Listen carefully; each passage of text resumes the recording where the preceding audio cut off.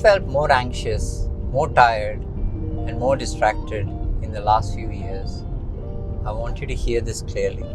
It's not because you're weak. It's not because you're bad at coping. Most likely, your brain is trying to survive in a very abnormal world, and it's exhausting. Hi, I'm Dr. Hafees, rural GP, and today I want to reframe mental health. Not as just in your head, but as your nervous system responding to crazy modern environment. And I want to give you two things. First, a new story about why you feel overloaded. Second, a simple nervous system first aid. A simple nervous system first aid kit you can use in the car, at work, or at home. Just remember, this is education, not personal medical advice. If you're really struggling or having any dark thoughts, please talk to your GP or a mental health professional or a helpline urgently. Alright, let's get started. Your brain is actually ancient. You live in 2025. Your brain was built for a village with a few people living in it, for real physical threats. One lion, one storm, one argument. Short bursts of danger, then long stretches of calm. Now, if you look at a normal day, you wake up to an alarm, straight to the phone. Notifications, emails, family groups, work groups, social media, random memes. Then you get to the news. There's war, there's disasters, there's the economy. Each of those is a tiny danger signal for your nervous system. Not one big lion, but 50 small lions before breakfast. Then comes the rest. Your school runs, traffic, patience, deadlines, bills, family dramas.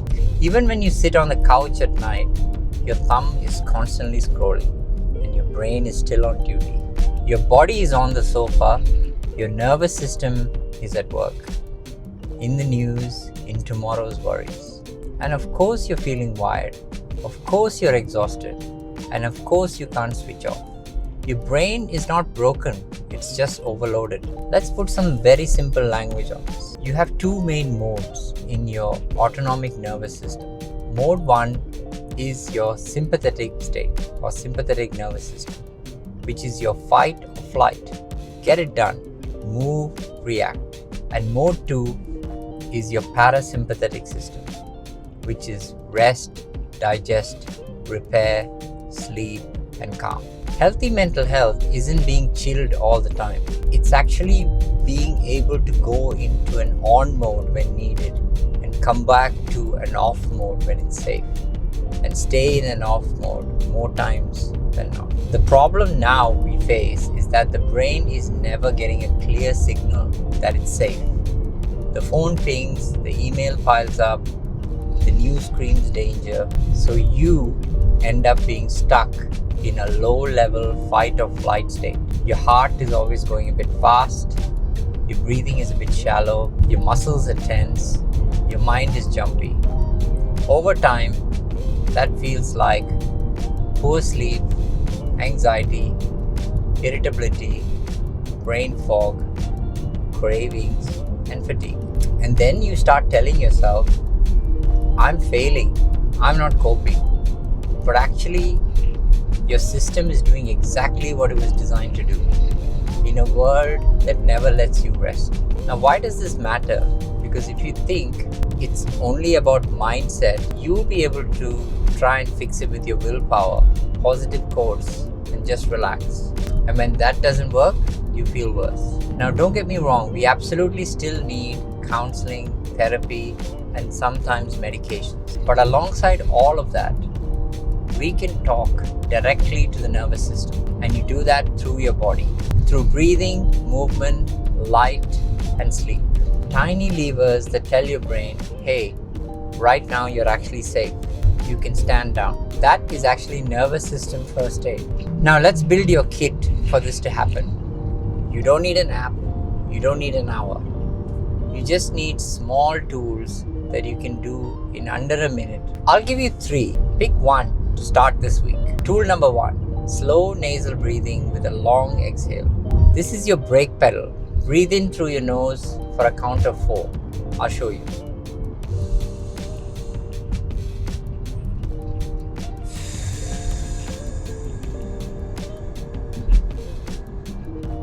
Then breathe out for a count of 6 to 8. Don't stress about counting perfectly. Just make the exhale almost twice as long as the inhale. Do that for 5 or 10 breaths. You can use this before you open your email program, after a difficult meeting, in the car before you walk into the house. Think of it like tapping the brake instead of slamming on it. Instead of slamming, you do many small taps over the day and they add up. Tool number 2, a physiological sigh. It sounds very fancy, doesn't it? But it's not. It's basically a double inhale and then a long exhale. So you do a small breath in through the nose, you do a top-up breath in, then a slow exhale out. So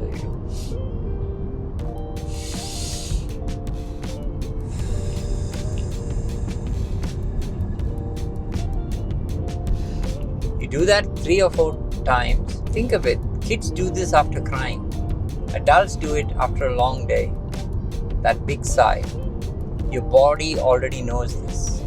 We are just making it very deliberate. This is brilliant when you feel suddenly overwhelmed. If your heart is racing, if your chest feels tight, your thoughts are spinning. In those situations, you probably can't sit and meditate for 20 minutes. But you can definitely do 3 of these long sighs. You can do that under a minute. That's nervous system first aid. Now, tool number 3, box breathing. If you picture a square, inhale 4 seconds, hold for 4 seconds, exhale 4 seconds, and hold for 4 seconds. So you do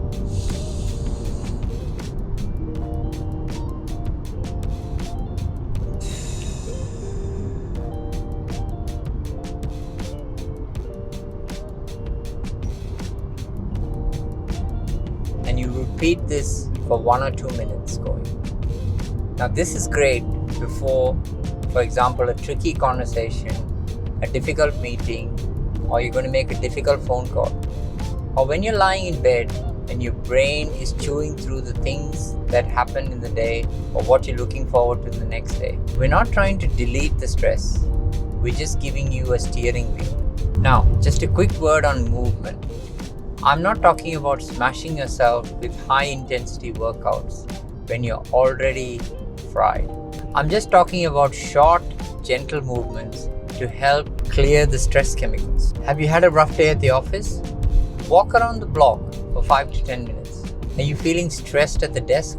Stand up, march on the spot, walk to the furthest toilet. Think of this movement as a rinse cycle for your nervous system, not a punishment for your body. Now you might have heard of a concept called HRV, or heart rate variability. You can think of heart rate variability as how flexible your nervous system is. Can it speed up when needed, and can it slow down when it's safe? When you practice these little levers that I've just given you, these tools, the slow breathing, the physiological sigh, and the box breathing, and your short walks, and you protect your sleep, you're basically training that flexibility to happen more efficiently. You're basically improving your heart rate variability. You're teaching your brain, I know how to come back from stress, not just to go into it. Now just remember, heart rate variability is now being picked as a very important tool to measure your longevity. Now, let's just zoom out and look at it again. If you're struggling right now, please hear this. You're not lazy, you're not weak, you're not broken. You're a normal human with a very ancient nervous system living in a hyper-stimulating world. You obviously can't fix the whole world, but you can create small pockets of safety for your brain every day.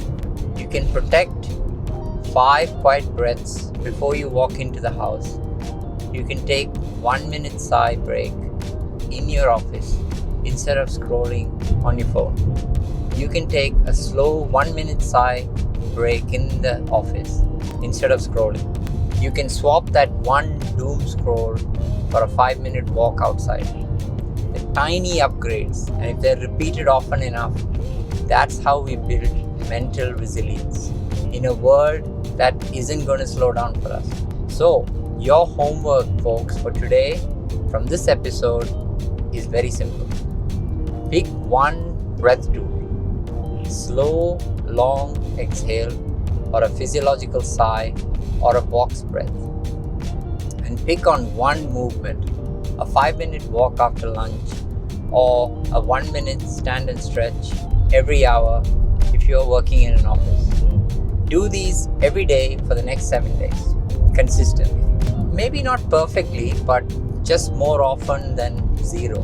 And if you're in a dark place or having bad thoughts, please don't go through this alone. Talk to your GP, reach out to a counselor, a psychologist, or a mental health professional in your area.